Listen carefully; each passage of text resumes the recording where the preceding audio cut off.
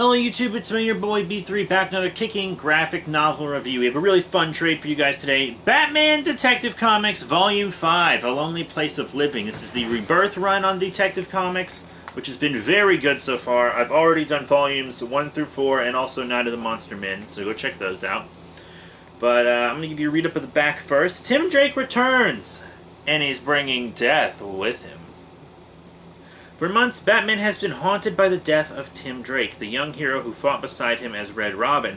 Tim helped Batman assemble a team of heroes and misfits to help him keep Gotham safe, then fell in battle defending the city, or so it seemed. In reality, Tim has been held captive, snatched from the moment of death by the mysterious Mr. Oz. Now he must escape this prison outside of time, but he isn't coming back alone.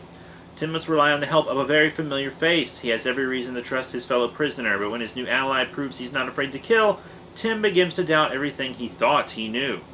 When the duo makes their way back to Gotham City, Tim's escape partner sets a plan in motion to murder one of Batman's allies, even reunited with Red Robin. Can Batman and his team of heroes protect one of their own from a killer who knows them better than they know themselves? Writer James Tynion IV and artists Eddie Burrows, Alvarado Martinez, and Carmen Corano continue the acclaimed run, plus the return of Anarchy, a new team name, and more. Collects Detective Comics 963 through 968. Really cool. So it's got great art, just like all the past volumes it had, and the writing is great also. This has been a really good run of Detective Comics. So it starts out with Tim Drake breaking out of Oz's prison. He overrides the computers after he recognizes that they're Kryptonian tech. Oz reveals his identity to Drake as Jor-El. And then Tim opens the cell to someone he thinks is Batman, and it is Batman, but it's a future version of Batman that is Tim Drake, a Batman who is willing to kill, and has made Joe Chill's gun into a new weapon that it's like a utility gun. He can make it shoot pretty much anything he wants. Like when he makes it shoot kryptonite at Doomsday while Doomsday is chasing them through Oz's prison. So they go toe-to-toe with Doomsday, pretty impressive. And then this Tim Drake Batman is able to use his tech to teleport them back to Tim Drake's time. But then when he realizes time is still fluid after Tim doesn't recognize Connor's name, he probably means the original Superboy. When Tim doesn't recognize his name,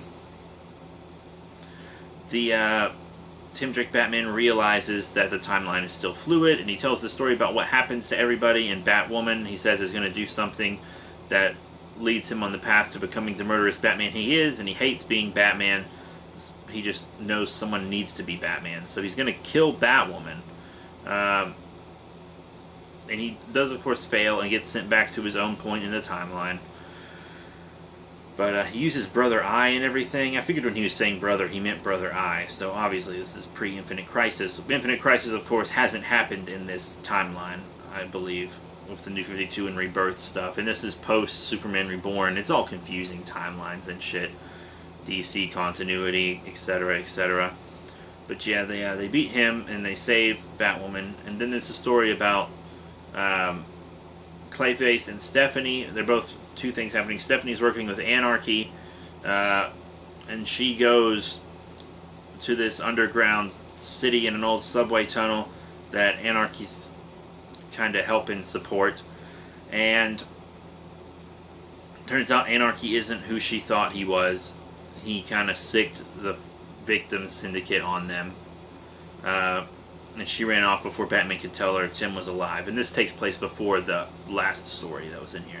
And then Clayface, they're experimenting on him, seeing how long he can go before his brain turns to mush and he becomes all violent and aggressive and immoral.